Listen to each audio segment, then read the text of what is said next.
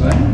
Semoga semuanya dalam keadaan sehat walafiat dan selalu dalam lindungan Allah Subhanahu wa Ta'ala. Jumpa lagi dengan kami, tim pembelajaran daring Laboratorium Fakultas Ekonomi dan Bisnis Universitas Muhammadiyah Jakarta. Baik, pada video ini kita akan bahas secara detail mengenai uji regresi linear berganda yang akan disampaikan oleh saya, Dr.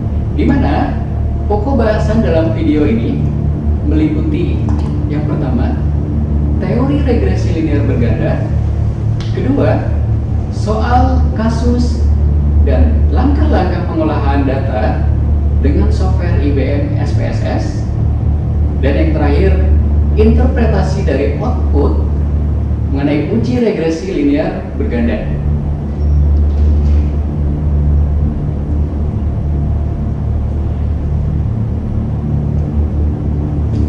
Menurut Gujarati, analisis regresi pada dasarnya adalah studi mengenai ketergantungan variabel dependen atau KRIKA dengan satu atau lebih variabel independen dengan tujuan untuk mengestimasi atau memprediksi rata-rata populasi atau nilai rata-rata variabel dependen berdasarkan nilai variabel independen yang diketahui. Regresi linear berganda pada dasarnya merupakan perluasan dari regresi linear sederhana yang menambah jumlah variabel bebas yang sebelumnya hanya satu variabel menjadi dua atau lebih variabel bebas. Analisis regresi linear berganda adalah hubungan secara linear antara dua atau lebih variabel independen X1, X2, sampai X selanjutnya dengan variabel dependen atau variabel Y. Analisis ini untuk mengetahui arah hubungan antara variabel independen dengan variabel dependen. Apakah masing-masing variabel independen berhubungan positif ataupun negatif. Dan untuk memprediksi nilai dari variabel dependen apabila nilai variabel independen mengalami kenaikan atau penurunan. Biasanya data yang digunakan berskala interval atau rasio. Untuk itu, mari kita simak video berikut ini.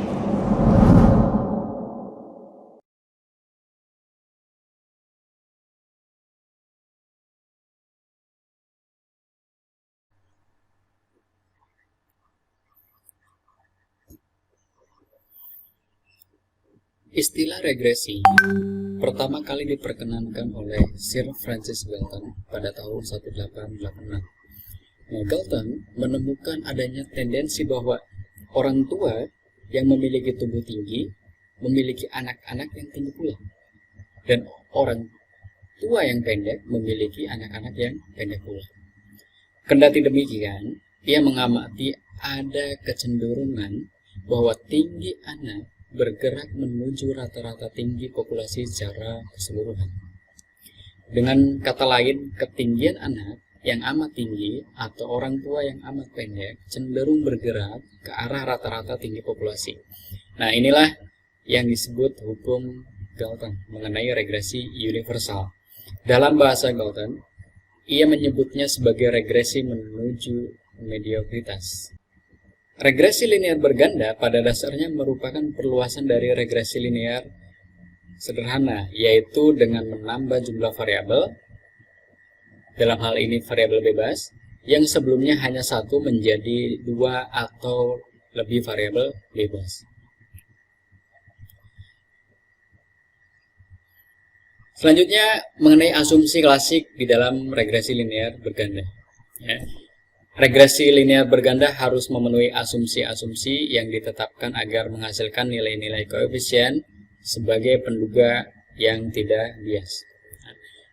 Jadi sebelum dilakukan pengujian hipotesis menggunakan analisis regresi linear berganda, ada asumsi yang harus terpenuhi, di antaranya variabel tak bebas dan variabel bebas memiliki hubungan linear atau hubungan berupa garis lurus. Ya.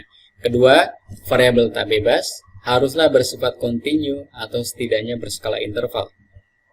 Yang ketiga, keragaman dari selisih nilai pengamatan dan pendugaan harus sama untuk semua nilai pendugaan Y. Jadi, Y minus YXN kira-kira harus sama untuk semua nilai YXN. Apabila kondisi ini terpenuhi, maka disebut heteroskedastisitas. Dan residu yang dihitung dari Y minus YXN harus menyebar normal dengan rata-rata 0. Yang keempat, pengamatan-pengamatan variabel tak bebas berikutnya harus tidak berkorelasi. Nah, pelanggaran asumsi ini disebut dengan autokorelasi yang biasanya terjadi pada data time series atau runtun waktu. Terakhir, tidak adanya korelasi yang sempurna antara variabel bebas yang lain. Jadi, tidak diperbolehkan variabel bebas. Antara variabel bebas itu ada hubungan atau korelasi yang sempurna. Apabila asumsi ini dilanggar, maka disebut dengan multikolinearitas. Selanjutnya berkaitan dengan persamaan regresi linear berganda. Ya, untuk mengetahui pengaruh variabel independen terhadap variabel dependen, maka ditentukan alat teknik regresi linear berganda yang dimasukkan ke dalam model regresi sebagai berikut. Y A plus beta 1 X1 plus beta 2 X2 plus beta 3 X3 plus R. Dalam hal ini, karena kasusnya regresi linear berganda, maka variabel X lebih dari 1. Di mana untuk Y adalah variabel dependen, A adalah konstanta, untuk beta 1, beta 2, beta 3 merupakan koefisien regresi dari variabel independen. Untuk variabel X1, variabel X2, dan variabel X3 merupakan variabel independen, dan E adalah error term. Koefisien determinasi. Uji koefisien determinasi itu bertujuan untuk mengukur seberapa jauh kemampuan model di dalam menerangkan variasi variabel dependen. Itu menurut Ghazali. Nah, nilai koefisien determinasi ini adalah antara 0 dan 1. Antara 0 sampai 1. Nilai adjusted R kuadrat yang kecil berarti kemampuan variabel-variabel independen di dalam menjelaskan variasi variabel dependen amat terbatas. Nah, nilai yang mendekati 1 berarti variabel-variabel independen memberikan hampir semua informasi yang dibutuhkan untuk memprediksi variasi variabel dependen. Kelemahan mendasar penggunaan koefisien determinasi adalah bias terhadap jumlah variabel independen yang dimasukkan ke dalam model. Jadi setiap tambahan satu variabel independen, maka R kuadrat akan meningkat tidak peduli apakah variabel tersebut berpengaruh signifikan terhadap variabel dependen. Oleh karena itu, alternatifnya bisa menggunakan nilai dari adjusted R kuadrat. Nah, jadi dengan melihat nilai adjusted R kuadrat dapat dievaluasi model regresi mana yang terbaik. Tidak seperti nilai R kuadrat. Nilai adjusted R kuadrat dapat naik maupun turun itu apabila satu variabel independen ditambah ke dalam model. Dalam kenyataan, nilai adjusted R kuadrat bisa bernilai negatif, walaupun yang dikehendaki harus bernilai positif.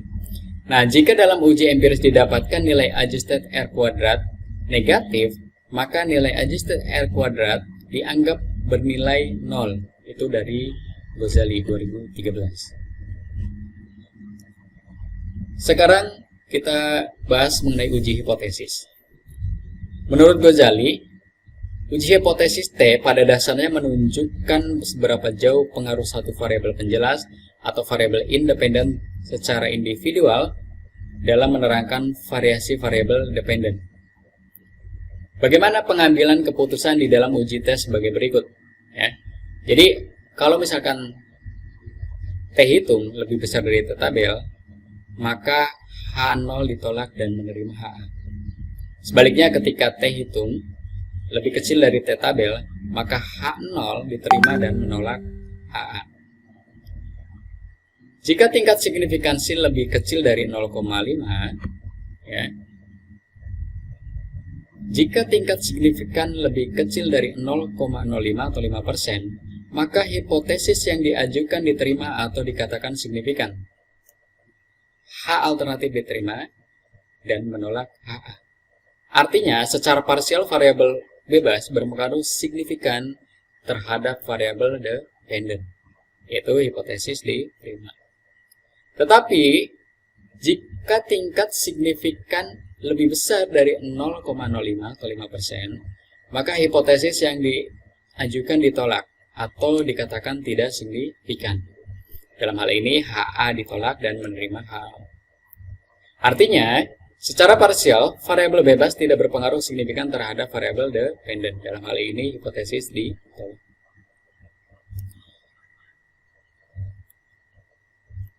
Selanjutnya, uji hipotesis F. Nah, uji hipotesis F ini pada dasarnya menunjukkan apakah semua variabel independen atau variabel bebas yang dimasukkan ke dalam model mempunyai pengaruh secara bersama-sama terhadap variabel dependen atau terikat. Uji F dilakukan untuk menguji apakah setiap variabel bebas atau independen variabel secara keseluruhan atau bersama-sama memiliki pengaruh yang signifikan terhadap variabel terikat atau dependent variable. Di dalam melakukan pengujian koefisien regresi secara bersama-sama digunakan uji yang dikenal dengan sebutan uji F menurut Narowi. Bagaimana proses pengambilan keputusan di dalam uji F ini? Yang pertama, jika F hitung lebih besar dari F tabel, maka HO ditolak dan menerima HA. Sebaliknya, jika F hitung lebih kecil dari F tabel, maka H0 diterima dan menolak H. Kita juga bisa melihat dari tingkat signifikan. Jadi kalau misalkan tingkat signifikan lebih kecil dari 0,05 atau 5%, maka hipotesis yang diajukan diterima atau dikatakan signifikan. Dalam hal ini, HA diterima dan menolak H0. Artinya, secara simultan variabel independen berpengaruh signifikan terhadap variabel dependen. Dalam hal ini, hipotesis diterima. Sebaliknya, jika tingkat signifikan lebih kecil, lebih besar dari 0,05 atau 5%, maka hipotesis yang diajukan ditolak dan dikatakan tidak signifikan. Atau HA ditolak dan menerima H0. Artinya, secara simultan, variabel bebas tidak berpengaruh signifikan terhadap variabel dependen, atau disebut dengan hipotesis ditolak. Tadi kita membahas teori tentang regresi linear berganda. Selanjutnya kita memasuki soal kasus dan pembahasan berkaitan dengan penelitian mengenai regresi linear berganda, di mana kasusnya adalah seorang peneliti ingin mengetahui pengaruh dari current ratio dan return on asset terhadap harga saham di perusahaan subsektor farmasi yang terdaftar di Bursa Efek Indonesia tahun 2010 sampai 2014. Dalam kasus ini, Anda diminta untuk menganalisis beberapa hal sebagai berikut dengan tingkat kesalahan sebesar 5%. Adapun rumusan masalah dan kerangka pemikiran yang dibangun serta hipotesis dalam kasus penelitian ini yaitu sebagai berikut. Perumusan masalah di dalam kasus penelitian ini, yang pertama, apakah terdapat pengaruh current ratio terhadap harga saham? Yang kedua, apakah terdapat pengaruh return on asset terhadap harga saham? Yang ketiga, apakah terdapat pengaruh current ratio dan return on asset secara bersama-sama terhadap harga saham? Berikut merupakan gambaran dari kerangka berpikir.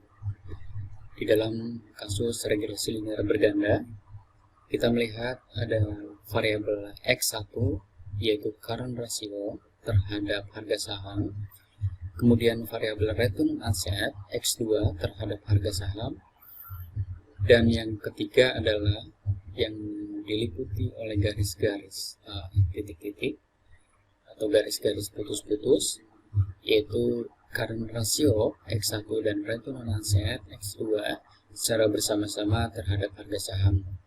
Kalau kita melihat keterangan di bawah, itu tercantum bahwa untuk garis putus-putus itu pengaruh secara simultan, kemudian garis tebal itu secara parsial.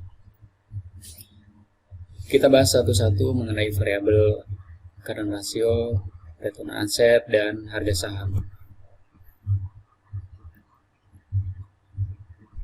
Harga saham terbentuk dari proses permintaan dan penawaran yang terjadi di bursa efek. Harga saham akan berfluktuasi sesuai dengan informasi baik yang berasal dari dalam maupun luar perusahaan.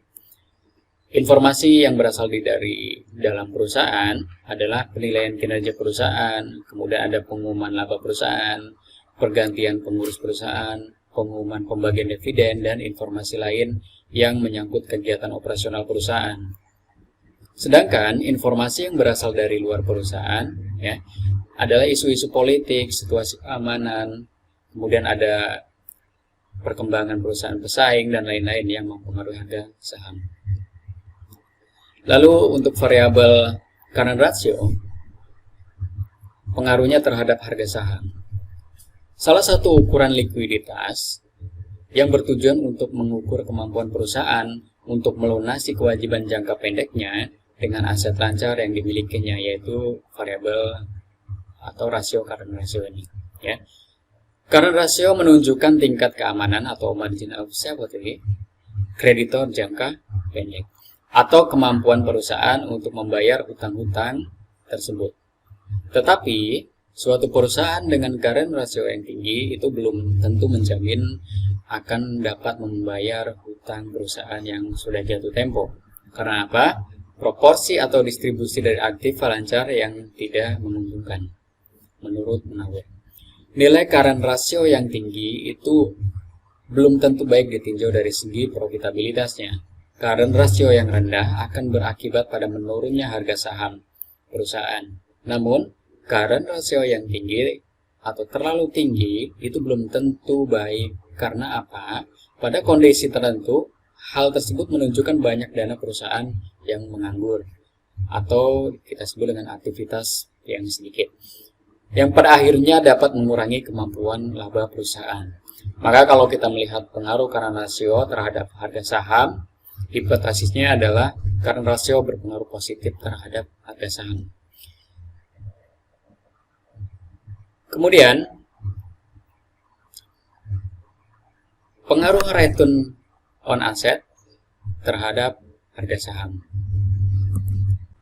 Menurut Munawir, return on asset atau ROA merupakan salah satu bentuk dari rasio profitabilitas yang dimaksudkan untuk dapat mengukur kemampuan perusahaan di dalam dengan keseluruhan dana yang ditanamkan dalam aktiva yang digunakan untuk operasi perusahaan untuk menghasilkan keuntungan.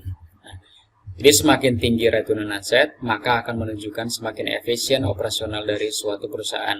Begitupun sebaliknya, rendahnya return on asset dapat disebabkan oleh banyaknya aset perusahaan yang menganggur, investasi dalam persediaan yang terlalu banyak, kemudian kelebihan uang kertas, aset tetap beroperasi di bawah normal, dan lain-lain. Perusahaan dengan return on asset yang tinggi akan menarik minat para investor untuk menanamkan modalnya pada perusahaan tersebut. Karena keuntungan yang akan mereka terima besar, demikian juga sebaliknya, jika return on asset rendah, maka minat investor turun dan harga saham pun ikut turun. Dengan demikian dapat dikatakan bahwa semakin tinggi return on asset menunjukkan semakin efektif perusahaan memanfaatkan asetnya untuk menghasilkan laba bersih setelah pajak. Dengan demikian, meningkatnya return on asset, maka kinerja perusahaan yang ditinjau dari profitabilitas semakin baik. Hal ini akan menarik investor untuk memiliki saham perusahaan tersebut. Maka hipotesis yang kedua adalah return on asset berpengaruh positif terhadap harga saham. Demikian gambaran berkaitan dengan kerangka berpikir di dalam kasus soal mengenai regresi linear berganda. Sugiono, hipotesis merupakan jawaban sementara terhadap rumusan masalah penelitian. Oleh karena itu, rumusan masalah penelitian biasanya disusun dalam kalimat pertanyaan. Dikatakan sementara karena jawaban yang diberikan itu baru berdasarkan pada teori yang relevan, belum didasarkan pada fakta-fakta empiris yang diperoleh melalui pengumpulan data. Jadi hipotesis juga dapat dinyatakan sebagai jawaban teoritis terhadap rumusan masalah penelitian, belum jawaban empiris. Hipotesis yang diajukan dalam penelitian ini, yang pertama, current ratio berpengaruh positif terhadap harga saham. Yang kedua, return on asset berpengaruh positif terhadap harga saham. Yang ketiga, current ratio dan return on asset secara bersama-sama atau simultan berpengaruh terhadap harga saham. Berikut persamaan regresi yang dibangun dalam kasus penelitian ini, yaitu Y sama dengan A plus B1 S1 plus B2 X2 dan plus error. Di mana Y ini merupakan variabel dependen harga saham, A konstanta, kemudian X1 dan X2 merupakan variabel independen, di mana X1 yaitu current ratio dan X2 return on asset. Dan beta 1 dan beta 2 yaitu koefisien, dan E adalah error term. Pertanyaan kasus ini yaitu teman-teman diminta bagaimana sih pengaruh dari dua faktor itu, yaitu X1 dan X2 current ratio dan return on asset terhadap harga saham. Teman-teman diminta lakukan uji asumsi klasik berkaitan dengan uji normalitas, uji multikolinearitas, uji heteroskedastisitas, dan uji autokorelasi. Untuk uji asumsi klasik, teman-teman bisa melihat pembahasan di chapter sebelumnya, chapter 5. Yang bagian B, teman-teman diminta untuk membuat persamaan regresi linear berganda. Kemudian teman-teman juga diminta untuk melihat nilai dari koefisien determinasi, baik dilihat dari R kuadrat maupun adjusted R kuadrat. Yang bagian terakhir yaitu uji hipotesis, meliputi uji hipotesis T secara parsial dan uji hipotesis F simultan. Jadi teman-teman selain melihat itu semua, teman-teman juga menginterpretasikan hasil output dari olah data SPSS. Demikian.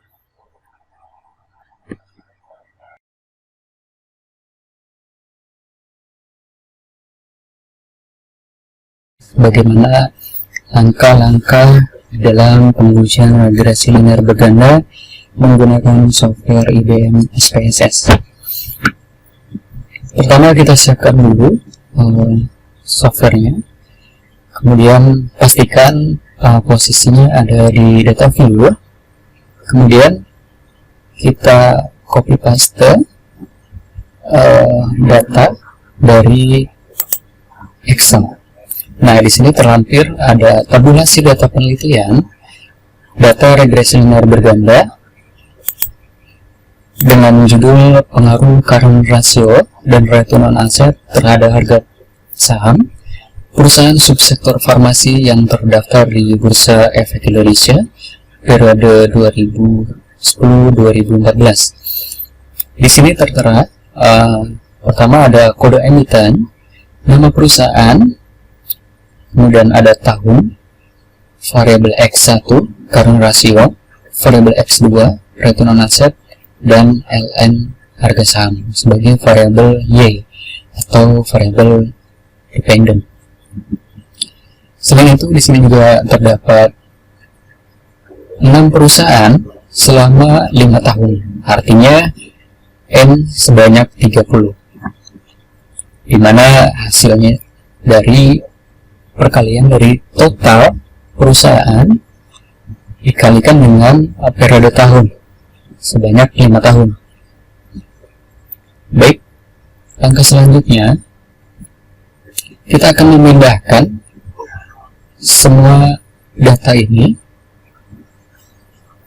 dari variabel X1 sampai dengan variabel Y. Kita copy, kemudian kita pindahkan ke software SPSS haste. Ya, kita tunggu.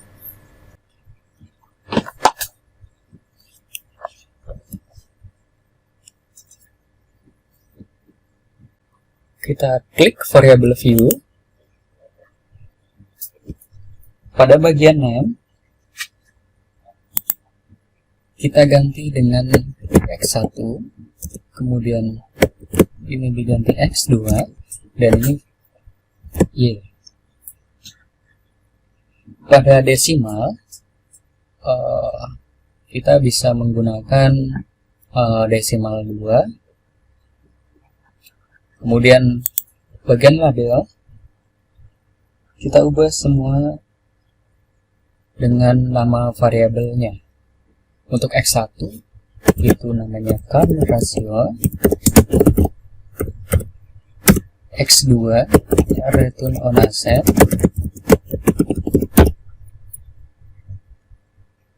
dan variabel Y harga saham. Kemudian di measure ini kita ganti dengan scale.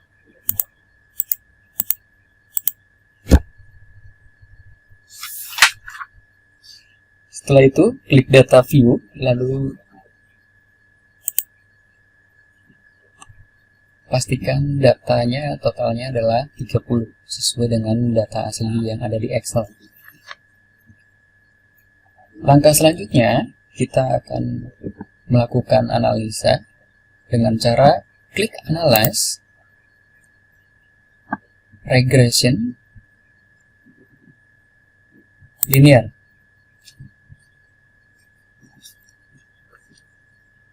Maka akan keluar kotak dialog regresi linear.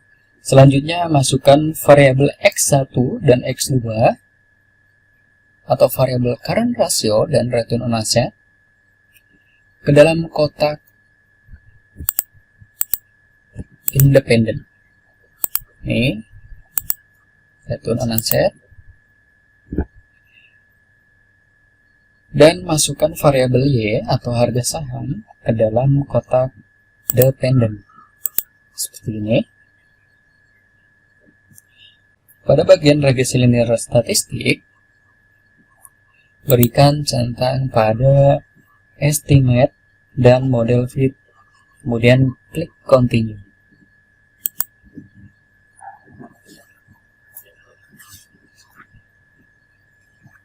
Setelah itu kita langsung klik OK. Tunggu sampai hasil output keluar.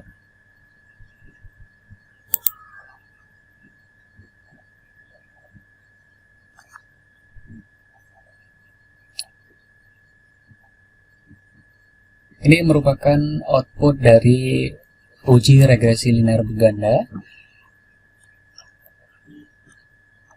Di sini terdapat model summary, kemudian ANOVA untuk uji F, dan tabel koefisien untuk melihat bagaimana nilai koefisien masing-masing variabel. Kemudian di sini juga terdapat nilai uji T. Baik, selanjutnya dari output ini kita lakukan interpretasi output.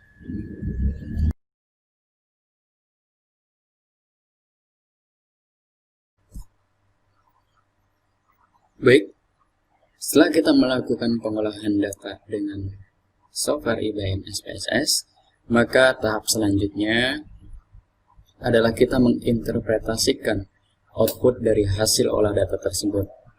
Nah, berikut merupakan penjelasan untuk masing-masing output dari uji regresi linear berganda yang meliputi persamaan regresi linear berganda, nilai dari koefisien determinasi, uji hipotesis T dan uji hipotesis F,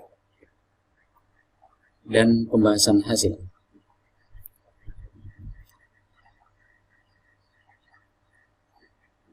Berikut merupakan perhitungan regresi linear berganda secara komputerisasi dengan IBM SPSS. Tabel 1 ini kita melihat hasil uji regresi linear berganda untuk persamaan regresinya. Kita tahu nilai dari konstanta sebesar 4,368, kemudian variabel current ratio 0,187, variabel return on asset sebesar 19,058. Dari hasil ini kita buat persamaannya. Maka diperoleh persamaan regresi sebagai berikut. Dengan rumus Y sama dengan A beta 1x1 plus beta 2x2 plus error. Kalau kita melihat dari hasil output, maka kita masukkan melalui angka-angka tersebut yang di arsir merah. Y adalah harga saham variable dependent, sama dengan nilai konstantanya adalah tadi 4,368. Kebetulan ini hasilnya positif, maka plus. Nilai koefisien beta 1 current ratio 0,187, variable current ratio plus koefisien dari return on asset sebesar 19,058, return on asset plus. Nah, berikut persamaan dari regresinya. Lalu tahap selanjutnya kita analisa untuk masing-masing nilai dari koefisien ini. Yang pertama, koefisien-koefisien persamaan regresi linear berganda di atas dapat diartikan sebagai berikut. Secara singkat, nilai dari konstanta yaitu sebesar 4,368 ini mempunyai arti, jadi jika variabel independen, dalam hal ini current ratio dan return on asset, sama dengan 0, maka nilai variabel dependen harga saham akan menunjukkan tingkat atau sebesar 4,368, atau dalam arti lain jika tidak ada variabel current ratio dan return on asset, maka harga saham sebesar 4,368 poin. Kemudian koefisien beta 1 sebesar 0,187, ini menunjukkan nilai koefisien regresi variabel dari current ratio ini memiliki arah yang positif, di mana setiap kenaikan 1 poin pada nilai current ratio X1, maka nilai Y harga saham akan meningkat sebesar 0,187. Jadi hubungannya searah karena positif. Kemudian juga untuk koefisien beta 2 nilainya sebesar 19,058. Nah, ini menunjukkan nilai koefisien regresi variabel return on asset memiliki arah regresi yang positif, di mana setiap kenaikan 1 poin pada nilai return on asset X2 ini, maka nilai Y harga saham akan meningkat sebesar 19,058 poin. Selanjutnya, kita akan melihat nilai dari koefisien determinasi. Apa koefisien determinasi? Sebelumnya sudah dibahas bahwa koefisien determinasi pada intinya adalah untuk mengukur seberapa jauh kemampuan model di dalam menerangkan variasi variabel terikat. Nah, koefisien ini digunakan untuk mengetahui besarnya kontribusi pengaruh dari variabel current ratio dan return on asset terhadap harga saham. Nah, kalau kita melihat outputnya, di sini ada nilai R square dan nilai adjusted R square. Dalam kasus ini saya akan mengambil nilai dari adjusted R square. Nah, berdasarkan output di samping, kita lihat dari hasil program IBM SPSS statistik ini, hasil uji koefisien determinasi menunjukkan nilai adjusted R kuadrat itu sebesar 0,758. Nah, hasil tersebut menunjukkan bahwa kontribusi dari variabel current ratio dan return on asset terhadap variabel harga saham itu sebesar 0,758. Atau kalau dalam presentasi sebesar 75,8%. Nah, sehingga sebesar 24,2% itu hasil dari selisih 100% dikurangi 75,8% itu ditentukan oleh variabel lain yang tidak ada dalam penelitian ini. Nah, mungkin variabel lain yang dimaksud bisa rasio-rasio keuangan yang lainnya, kemudian variabel makro, dan lain-lain. Selanjutnya, kita melihat output dari uji hipotesis T. Uji hipotesis T ini pengujian hipotesis yang digunakan untuk melihat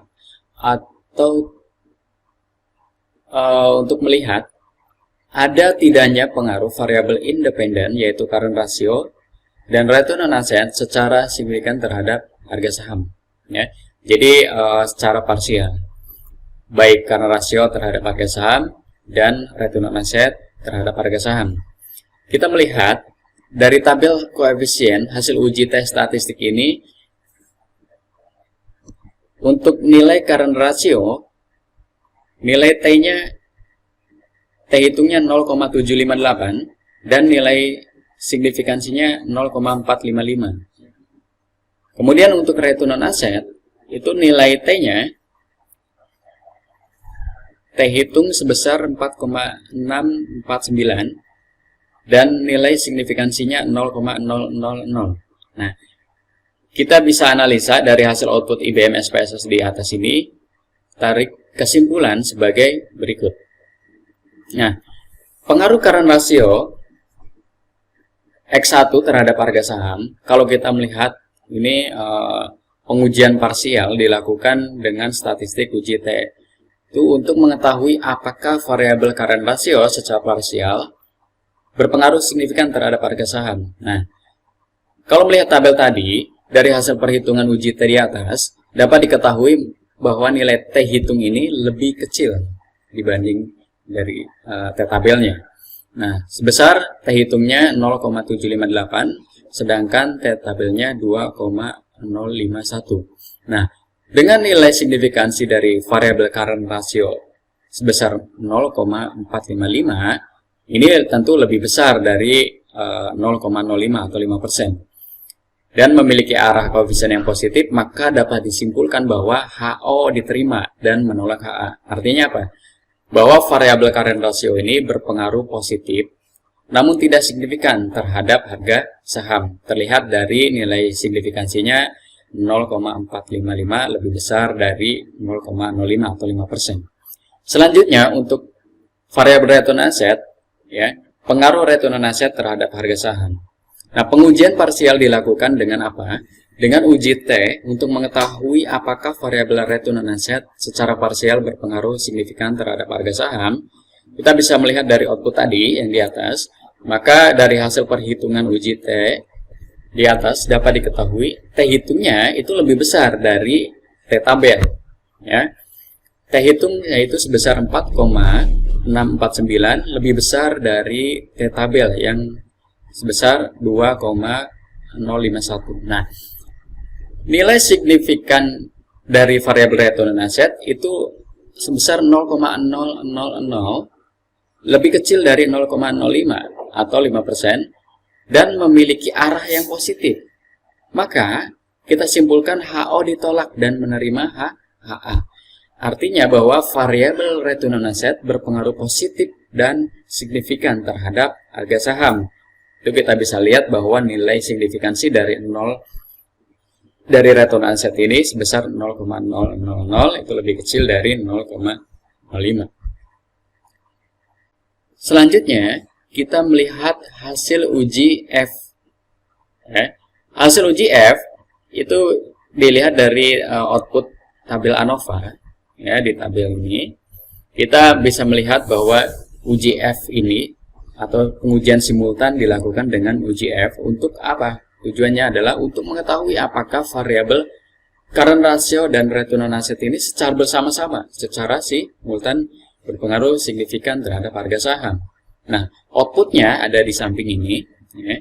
Kita bisa melihat bahwa nilai F-nya, F hitung itu 46,294, ya, dengan nilai signifikansinya 0,000. Nah, maka kita simpulkan bahwa dari hasil perhitungan uji F di samping, ya, dapat diketahui bahwa F hitung lebih besar dari F tabel, di mana nilai F hitungnya itu sebesar 6,294, lebih besar dari F-tabel sebesar 3,35 dan dengan nilai signifikansi sebesar 0,000. Itu tentu lebih kecil dibandingkan dari 0,05 atau 5%. Maka dapat disimpulkan bahwa HO ditolak dan menerima HA. Artinya apa? Bahwa variabel current ratio dan return on asset secara bersama-sama atau simultan berpengaruh positif dan signifikan terhadap harga saham. Bagaimana kita bisa mencari atau melihat T-tabel dan F-tabel? Nah, untuk T-tabel dan F-tabel sudah dilampirkan di iKlas, jadi teman-teman bisa download terlebih dahulu di situ. Nah, caranya untuk mencari T-tabel ini, untuk mengetahui nilai T statistik tabel, ditentukan tingkat signifikansi. Nah, kita menggunakan tingkat signifikansi 5%, alfa 5% atau 0,05 dengan derajat kebebasan DF ya. Degree of freedom sama dengan N dikurangi K. Nah, N itu adalah jumlah observasi dan K itu jumlah variabel. Maka N-nya itu 30 dikurangi 3 yaitu 27. Nah, jika pengujian dilakukan pada alfa 5% atau tingkat signifikansi 5%, maka nilai T-tabelnya adalah sebesar 2,051. Ya, teman-teman nanti bisa melihat di situ di tabel T. Nah, kemudian untuk mencari nilai F statistik tabel, rumusnya adalah untuk DF1 yaitu K dikurangi 1 dan DF2 yaitu N dikurangi K. Nah, di mana K adalah jumlah variabel yaitu bebas dan terikat dan nilai N adalah jumlah observasi atau sampel pembentuk regresi. Nah, jadi misalnya kita punya persamaan regresi dengan dua variabel bebas dan satu variabel terikat. Maka jumlah sampel pembentuk regresi sebanyak 30. Maka DF-nya adalah K dikurangi 1 yaitu 3 dikurangi 1, 2. Sedangkan DF2 adalah N dikurangi K, 30 ya, dikurangi 3, maka 27. Nah, jika kita menggunakan pengujian dilakukan pada alfa 5% atau 0,05, maka nilai F-tabelnya sebesar 3,35. Nah, teman-teman juga bisa melihat F-tabel. Baik, berikut adalah bahasan berkaitan dengan interpretasi output dari kasus regresi linear berganda. Dari saya cukup. Terima kasih. Baik, teman-teman semua, demikian penjelasan dari saya mengenai uji regresi linear berganda menggunakan software IBM SPSS. Semoga bisa dipahami oleh teman-teman semua dan menambah wawasan baru tentang regresi linear berganda. Selanjutnya, teman-teman bisa mempraktekkan kembali dengan data penelitian yang berbeda. Dari saya, terima kasih. Billahi taufiq wal hidayah. Wassalamualaikum warahmatullahi wabarakatuh.